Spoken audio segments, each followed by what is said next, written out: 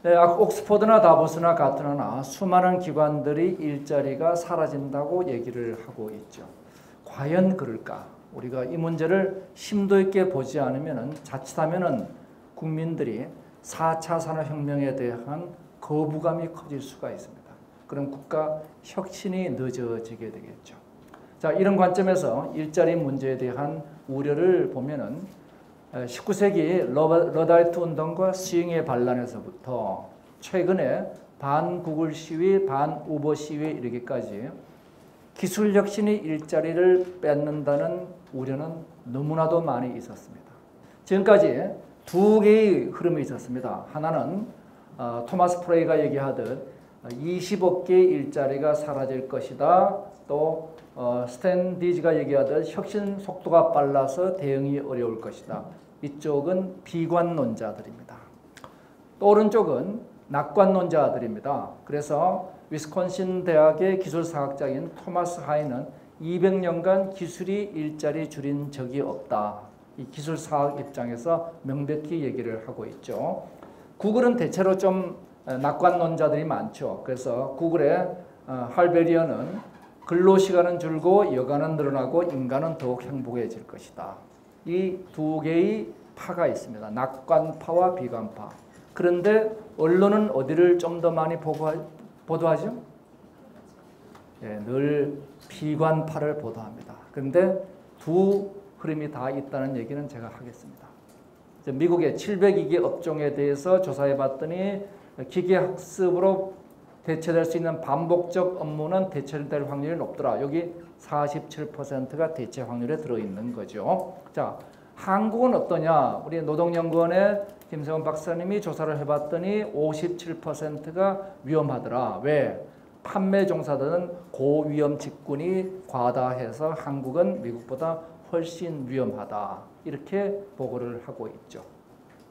비용 측면에서는 맥킨지가 분석을 해봤더니 우리 일자리는 한 가지 종류만 있는 게 아니라 반복되는 일도 있고 그 안에 창조적인 일도 있고 감성적인 일도로 섞여 있더라. 그래서 이 전체 일자리를 봐서 800개 직업 중 2000개 업무를 봤더니 45%만 자동화되니까 이것을 몽땅 대체할 수 있는 경우는 별로 없더라. 그래서 복합 행동의 보비용 구조를 어떻게 할 것이냐. 예를 들어서 청소부와 기자 이런 문제들이 생기게 되죠.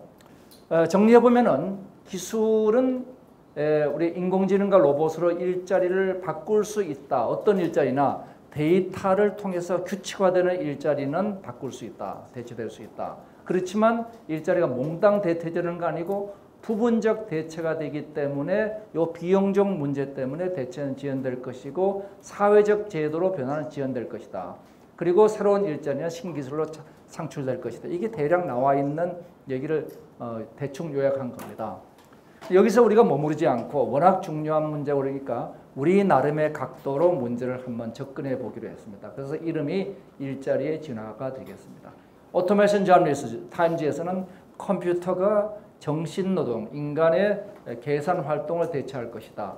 이와 같이 인류 역사상 수많은 기술 혁신이 일자리 없앤다는 얘기가 나왔지만은 일자리는 진화할 뿐 역사상 기술 혁신이 일자리 줄인 적은 없습니다. 요거는 요 실업률은 경제 대공황이죠. 이건 기술 혁신하고 관계 있는 건 아니죠. 일자리는 늘 생성되고 소멸되어 왔다. 즉 이것은 혁신의 본질이죠. 창조적 파괴를 통해서 일자리는 만들어지고 사라져 왔을 뿐이지 일자리가 줄어들진 않았다는 거죠. 자, 그럼 4차 산업혁명의 일자리는 우리가 어떻게 될 것이냐. 업무 시간은 1차, 2차, 3차 혁명을 통해서 줄고 이런 일자리는 줄고 이런 일자리가 생성돼 왔습니다. 우리의 질문은 그래서 4차 산업혁명에서 업무 시간은 어떻게 되고 줄어드는 일은 데이터로 반복되는 일은 줄 텐데 뭐가 생길 것이냐. 이게 우리의 질문이죠. 자, 그러면 4차 산업혁명에서 도대체 어떤 일이 벌어질까 하는 데서 우리는 일자리 문제를 다시 한번 근본부터 짚고 갈 필요가 있는 것 같아요. 여기에 우리에게 정말 현자가 제공한 것이 매슬로우의 욕구 5단계설이죠. 이 매슬로우의 욕구 5단계설과 지난 1, 2차 산업혁명은 정확히 일치하고 있습니다. 생존의 욕구와 안정의 욕구를 그대로 반영한 것이 매슬로우의 욕구 5단계인 동시에 1, 2차 산업혁명이 이룩한 성과죠. 그러면 3차 산업혁명은 사회 기성 욕구일까요? 맞습니다. 사회 기성 욕구를 충족시키면서 인간은 이제 연결에 대한 욕구가 충족되면서 혼밥, 혼술, 혼영, 혼생이 발생하기 시작했습니다. 그러면 우리는 이런 가설을 내볼 수가 있죠. 4차 산업혁명의 인간의 욕구는 무엇일까? 이것은 바로 인간의 자기 표현 욕구가 될 것이다. 좀 더 나눠보면 자기 표현 욕구는 명예욕, 신미욕, 인지욕. 여자들은 아름다워지고 싶고 남자들은 잘난 척하고 싶어 합니다. 그래서 그거를 알리고 싶어 하죠. SK의 SNS를 이용해서. 자, 이렇게 해서 뭐 이준호 상무님이 계신다고 한 얘기는 아닙니다. 4차 산업혁명 일자리는 명예, 인지, 신미라는 자기 표현 욕구가 주도하고 그리고 보조적으로 기업가 정신이 발현되는 자아실현 욕구가 보완하게 될 것이다. 이게 저희 K선이 던지는 화두가 되겠습니다. 자, 일의 원천은 인간의 욕구죠. 자, 다시 보면 이런 거죠. 기술 혁신과 일자리 진화 과정을 보면 기술이 발전합니다. 그러면 무슨 일이 생기느냐? 생산성이 증가하겠죠. 생산성이 증가하니까 노동 총량은 현재의 수요 하에서는 노동 총량이 감소합니다. 그러면 노동 총량이 감소하면 어떤 일이 생기느냐? 일자리가 감소하거나 노동 시간이 감소해야죠. 그러면 여가 시간과 여유 소득이 증가할 수 있습니다. 그러면 새로운 욕망 충족의 일자리가 등장하면서 노동 총량이 증가하고 일자리가 진화했습니다. 이것이 지난 4차례 산업혁명에서 일어났던 과정들입니다. 그럼 여기서 실업이 발생하는데 실업은 진화적 실업이라고 저희들이 이름을 붙인 실업이 발생한다 하는 거죠. 즉 여유소득과 재교육만 보장되면 새로운 일자리가 창출되고 문제는 요 소멸과 생성 사이의 타임 레그를 우리가 어떻게 극복할 것이냐. 요 문제만 뒷받침하면 된다. 즉 일자리는 이러한 문제만 해결하면 진화할 뿐 소멸되지 않는다. 이것을 4차 산업혁명에서도 반복하겠습니다. 그러면서 이제 산업혁명 이전의 경제는 생산과 소비가 분리되지 않은 저효율의 경제였다가 생산과 소비가 분리되기 시작하면서 거대한 효율성을 만들어냈는데 이들이 다시 결합을 하고 다시 융합하게 되면서 경제는 새로운 발전을 해나가고 있습니다. 생산과 소비가 이걸 연결하는 게 일이었는데 일이 이제 합쳐지고 있습니다. 왜?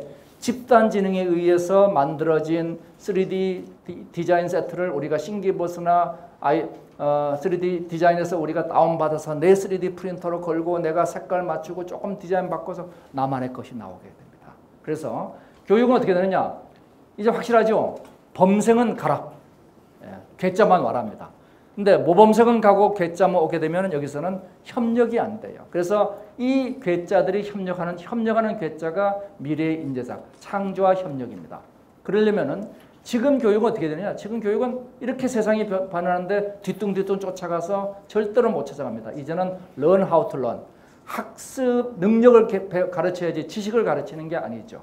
이래서 우리는 교육과 사회가 분리돼서는 절대 불가능합니다. 이제 교육과 사회가 융합되면서 프로젝트 중심 교육으로 가고 거기서 가장 기본적인 것만 매크로한 문제의 컨텐츠로 가르치는 이런 이원 시스템으로 갈 수밖에 없습니다. 즉 지금까지 우리는 정답을 가르치는 지식교육에서 이제는 문제 해결 능력을 가르치는 학습 능력 교육으로 일대 전환을 해야 되고 일대 전환의 결과가 바로 프로젝트 베이스드 러닝이죠.